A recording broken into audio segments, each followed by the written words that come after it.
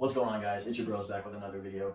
This week we're going to be discussing how to invest your first $100 to $200. Stop wasting money on that dumb shit and instead put it in investment. I know it's tempting to spend it and be broke again. I know a lot of us don't have just millions of dollars sitting around to get those big cash rewards that a lot of people are talking about. But we're going to give you guys our recommendations. And obviously this isn't professional advice, but just what we would consider doing if we only had $100 to $200 to invest. And we're going to break this video down based on risk. So as the video progresses, it's going to get more and more risky in terms of how you're investing. But with that comes possible greater rewards. So starting off with no risk at all, and probably the most cliche answer out there is to invest in yourself. Everybody says it, and we not only couldn't agree more, but we do it ourselves. However you consume content, whether it's, if you love books, reading is going to be the best way. I sometimes struggle to read books. I push myself to do it anyways, but sometimes I just get more value. I can understand or comprehend better if I'm listening to a podcast or I'm going to an event. Maybe sometimes I actually pay that $50 to $100 to go to an event and actually listen to someone speak and be interactive. So however you can invest in yourself, find what you love, find what you're interested in, and put money towards that. That would be the best investment with $100 to $200. Yeah. You may be like, well, I'm looking for returns. In the long run, educating yourself will get you the best returns. And most certainly it'll prevent you from suffering a lot of those losses that a lot of people do. A lot of people, they don't really know too much. They're not that educated. They'll jump in and they lose everything. We don't want that to happen. So it is a bit of a cliche answer, but probably at this price point is one of the smartest. Now, if you're like looking to take very minimal risks, but it's a slight increase. It's frankly probably the slightly wimpier approach than, even investing in yourself is just putting your money in a money market or a high interest savings account. It's not really flashy. It can be a bit boring, quite frankly. But, that's sometimes what you got to do. And before you start investing, you should always have an emergency fund. And this would be a great place to put those funds. You're not necessarily going to keep up with inflation, especially nowadays. But, it will get you something. It's, again, not flashy, not really what you might be here for, but is little to basically no risk at all. So at the time of recording this video, bonds are actually a little bit attractive. Bonds are guaranteed and backed by the US government. So you will get that money in the end, but for that guarantee, usually you have to leave the money in there for an extended period of time, say 5, 7, 10 years, and it has to sit there and then you can take the money back out. Yeah, so if liquidity is a big thing for you, you'll probably want to go more the money market savings account. But if you plan on, holding that money for 5, 10 years, and there are different increments that you can choose with greater returns the longer. But, if you don't have any big plans for money, throwing it in a bond, guaranteed money. So that's, again, no risk really unless something absolutely crazy happens.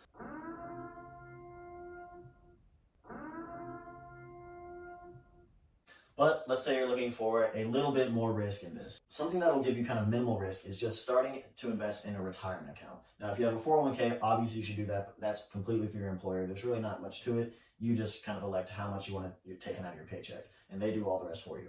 But let's say you wanted to do a little investing yourself, a little selection here, investing in something called an IRA, an individual retirement account. We would recommend, if you're kind of in this lower tax bracket, to go with a Roth IRA, but we have tons of videos breaking that down as well. But a Roth IRA, you'll get to choose, stocks, mutual funds, ETFs like that. What we would recommend, just for some diversity, to kind of minimize your risk, is buy into a ETF mutual fund or something like that, where it's already buying chunks of, a bunch of little companies all brought together in one big breadbasket. Now, we would recommend, doing a little bit of research into that, obviously. Invest in something that you're kind of interested in, that you believe in. You're more likely to learn more and stay invested in it if you are actually investing in the things you care about. Let's say you just found a random ETF that deals with like mining or something and you don't care about mining. You're a little less likely to be checking up on that than if you are like a techie guy and you invest into a tech fund. So find something that you're kind of interested in. Make sure it's still a good thing to buy into, but that is also, kind of minimizing your risks.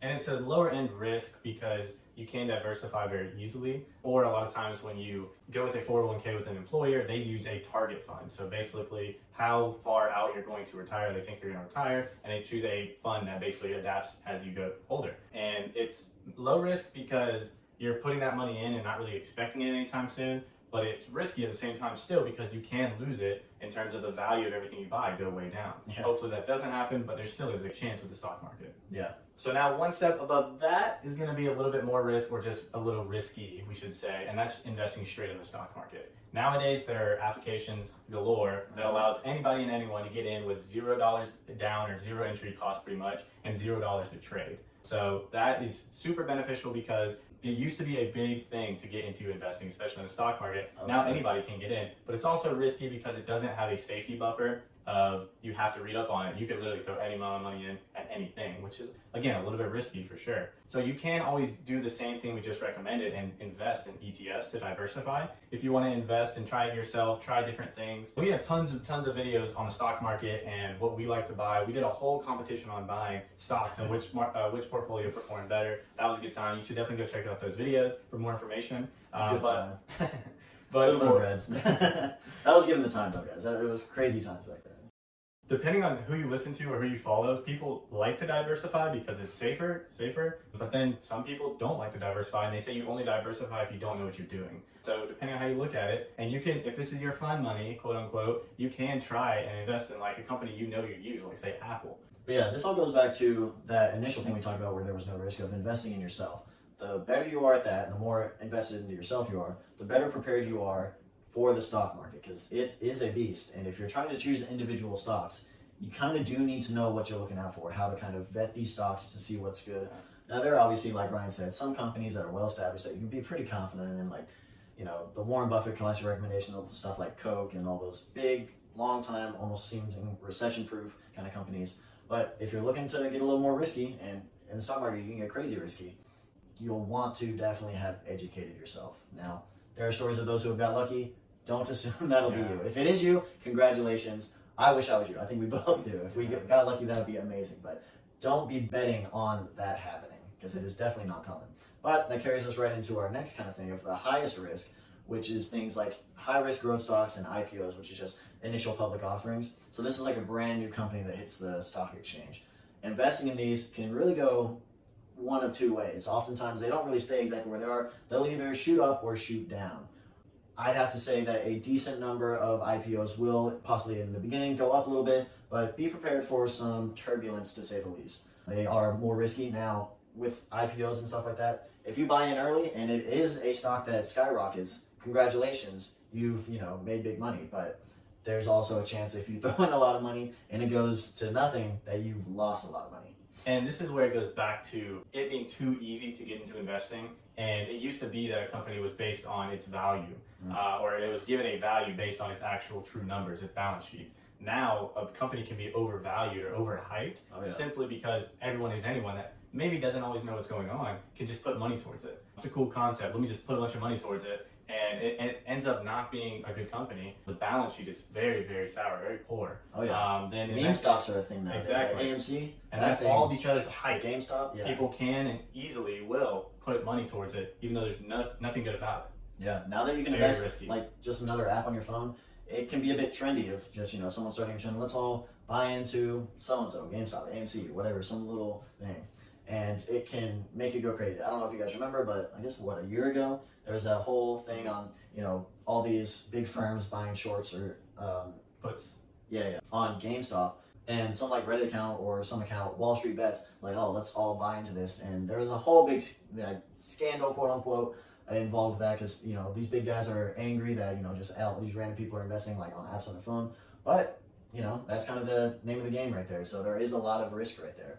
Now, another kind of side of that, even I'd say riskier at this point, is investing into stuff like crypto and NFTs.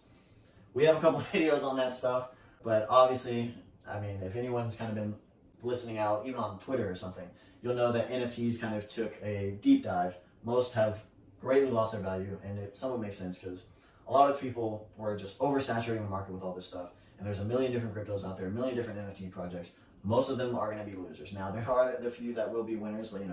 Back in the day, Bitcoin used to be worth nothing. Now it's worth tons of money. I don't know what Bitcoin's worth. It's like 20,000 at this point. Yeah. But it can reach into the tens of thousands. And if you bought it back when it was like 15 cents, you're a multimillionaire now. But there are also people that have done that and then suddenly it shot back down and now they're poor again. So that I would say is probably the highest risk investing you can do right now with just $100 to $200. You can put $200 into any crypto right now, and it could make you big money. It could go to zero, and you lost $200. So, and you got to think about it. If it's really that easy, whether you're getting into the stock market with a new phone on the app or a new app on the phone, or it's as easy as just another app that you buy cryptocurrency. Anyone can, for the most part, make one. There's all the meme coins, all of those type of things. then it's going to be the fact that it's going to be oversaturated or oversupplied, and that means demand can't keep up and the price has to come down. Looking at it in terms of when it's too easy that everyone can do it, everyone might start doing it, and then it's not as worth it. Literally, the value goes down. It's not worth as much. It's the same thing like for like a Dogecoin, for example. The supply is infinite. It'll just keep going. It'll never stop. So there will never be enough demand to keep up with the supply. Theoretically, I'm guessing. This is obviously speculation, but since it'll be infinite, demand won't necessarily be infinite, and it'll be valueless because of that. So yeah, guys, we wanted to just give you guys some possibilities and some ideas on where you can possibly invest. Obviously, do your own research into any of these. With more risk comes greater reward, but like I said, it's riskier. So let us know in the comments if you like or dislike any of these investments right now. I know a lot of people have some strong opinions depending on what it is. Obviously, the higher risk, you know, there's a lot of conflicting opinions out there, but let us know in the comments what you guys think about this. Just say, don't forget to like and subscribe. Yeah, so I was kind of thinking. Don't forget to like and subscribe, guys. I don't like that at all. Why don't you say, and don't forget. This whole studio recording clip, I'm struggling. Stop wasting money on that dumb shit and instead put it in investment. I know it's tempting. You'll spend it and be broke again.